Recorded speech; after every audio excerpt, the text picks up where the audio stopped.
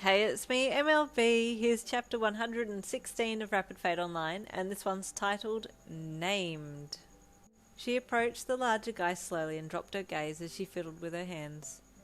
Hey, I'm just gonna cut to the chase, okay?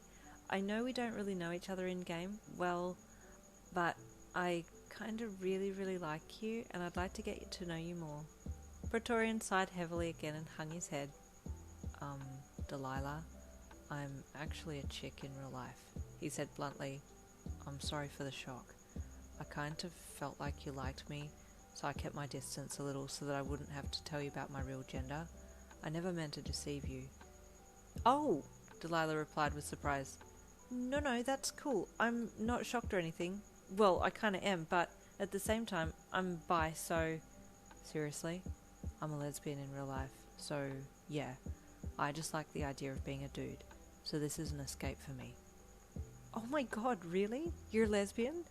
I don't want to be weird, but what do you look like? Delilah asked. You don't have to answer that if you don't want to. I'm just curious if you have like short hair and dress like a boyfriend. Yeah, I'm the boyfriend. Praetorian chuckled. I have short hair and tattoos. Delilah bit her lip. Oh, that's hot. Sorry, not trying to be weird or anything, she quickly followed up with. Praetorian chuckled again. Nah, it's fine. What about you? I'm kinda... I don't know. I like dressing femme, but then I also love wearing baggy jumpers and stuff. You can wear my jumpers. They're all baggy. He flirted lightly. Delilah blushed and giggled shyly. Well, do you want to meet up sometime, maybe? Hey, also, is that your real voice? I use a voice changer, Praetorian replied, the sound of something flicking off following his comment. This is my real voice, a mid-range pleasant voice said. Oh shit, your voice is so hot, Delilah gushed. Dude, Praetorian chuckled. Stop, you're making me smile too much. You're cute, she giggled. So, we should hang out more. I mean, like, in-game, obviously. I don't know where you live. You eavesdropped with a smile from inside the house and pumped your fist with pride as you pushed off the door and walked over to Butterfly. They're talking, you grinned. I couldn't let them not be together. Sounds like they're getting along well. I'm glad, Butterfly said, reaching out to hug you. We now have a little band of the four of us, and with Praetorian on our side, along with his help, he can get us through any BB buildings. Sounds good to me, you said. So, what's plans? Tomorrow we need to go to the RFO headquarters and voice our concerns. Since we're heroes in training, they'll be more likely to listen to us. Well, I'm hoping, Butterfly said. They should, you replied. I mean, we can start there, and if they don't want to listen to us, or don't want to help us, then we can look at other ways to go about it. I agree. And so the next day, you and Tamaki arrived outside the RFO headquarters, hand in hand, and ready to conquer the world. Ready? You asked him, standing straight and tall as you stood on the front steps of the larger building. No, he whispered in a quivering voice, bottom lip crinkling up as he hung his head with fear. You were so confident yesterday in game. What happened? You asked him gently with a sympathetic smile. I can't be as confident in real life, he replied. Of course you can. Channel that inner Butterfly. He took a shaky breath in and lifted his head, staring intently at the door with his piercing eyes. That's it.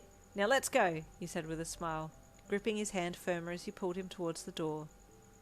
It didn't take long for one of the managers to see you in his office, and he seemed quite keen to help once you had explained the issue that you were following up that was a breach of a number of laws.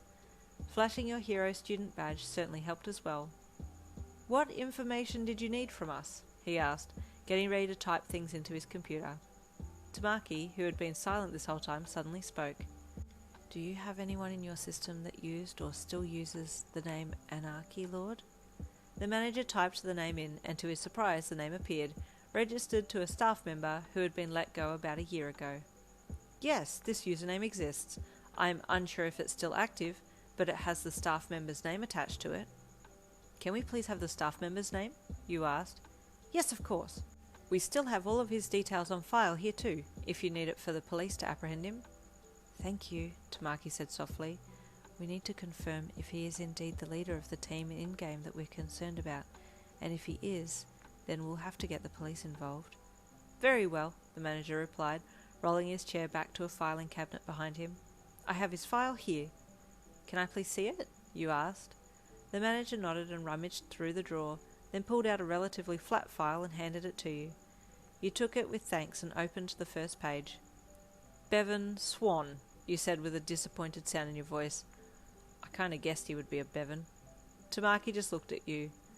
Scanning down the page, you saw it had all of his details there, including home address and other pieces of information, and you nodded with satisfaction. This is good, thank you, you said to the manager. Is it okay if we take this? I'll have a copy made for you, he said, but it must not leave your possession unless going to the police for evidence. I understand, you replied, bowing your head. After collecting the information, you and Tamaki left and headed home. We should see if we can do a little background checking and see if he's written anything online to prove that he's running BB, you said. Would he have said anything online? Tamaki asked. He doesn't strike me as the very smart type, so I'm sure he's written something online, and since we know his name now, we can find his Insta, Facebook, etc. I'm sure he'll have written something stupid. I'm happy to follow your lead, Tamaki said with a loving smile. And there ends chapter 116. Stay tuned for chapter 117.